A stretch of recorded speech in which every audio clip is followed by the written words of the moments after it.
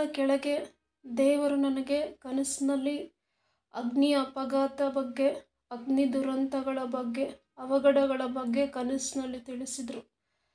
ಅದನ್ನು ವಿಡಿಯೋ ಮಾಡಲಿಕ್ಕೆ ಪ್ರೇರೇಪಿಸಿದರು.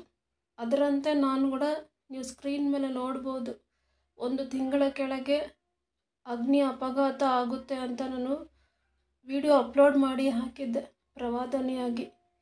ಮುಂದೆ ನಡೆಯುವಂಥ ವಿಷಯವನ್ನು 1 ತಿಂಗಳ ಕೆಳಗೆ ನಾನು ವಿಡಿಯೋದಲ್ಲಿ ತಿಳಿಸಿದ್ದೆ. ಅದರಂತೆಯೇ ಈಗ ಎಷ್ಟೊಂದು ಅಗ್ನಿ ಅಪಘಾತಗಳು ಆಗ್ತಾ ಇದೆ, ಅದನ್ನು ನಾವು ಈಗ ನೋಡೋಣ. ಇವತ್ತಿನ ಈ ವಿಡಿಯೋ ಸಹ ದೇವರ ಮಹಿಮೆಗಾಗಿ ದೇವರು ಮಾಡಲಿಕ್ಕೆ ನನಗೆ ಪ್ರೇರೇಪಿಸಿದ್ದರಿಂದಲೇ ಈ ವಿಡಿಯೋನ ಮತ್ತೆ ನಾನು ಅಪ್ಲೋಡ್ ಮಾಡ್ತಾ ಇದ್ದೇನೆ.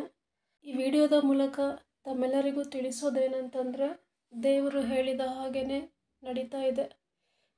ಹಾಗೂ ದೇವರು ನನಗೆ ತಿಳಿಸಿದ ಹಾಗೆ ಬಳ್ಳಾರಿಯಲ್ಲೂ ಸಹ ಒಂದು ಸೂಪರ್ ಮಾರ್ಕೆಟ್ ಮೇಲೆ ಅಗ್ನಿ ದುರಂತ ಸಂಭವಿಸಲಿಕ್ಕಿದೆ.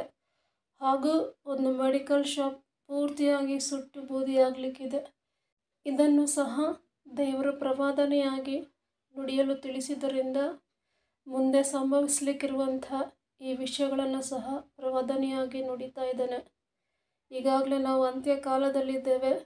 ಸುರಕ್ಷಿತವಾಗಿರಲು ದೇವರ ರೆಕ್ಕೆಯ ಮರೆಗಳನ್ನು ನಾವೆಲ್ಲರೂ ಆಶ್ರಯಿಸಿಕೊಳ್ಳೋಣ ಎಂದು ತಿಳಿಸುತ್ತಾ, ಇಂಥ ಅಗ್ನಿ ದುರಂತಗಳಿಂದ ಎಲ್ಲರನ್ನ ದೇವರು ತಪ್ಪಿಸಿ ಕಾಪಾಡಬೇಕೆಂದು ನಾವೆಲ್ಲರೂ ದೇವರಿಗೆ ಪ್ರಾರ್ಥಿಸೋಣ ಎಂದು ತಿಳಿಸುತ್ತಾ ಈ ವಿಡಿಯೋನ ಇಲ್ಲಿಗೆ ಸಮಾಪ್ತಿ ಮಾಡ್ತಾ ಇದ್ದೇನೆ.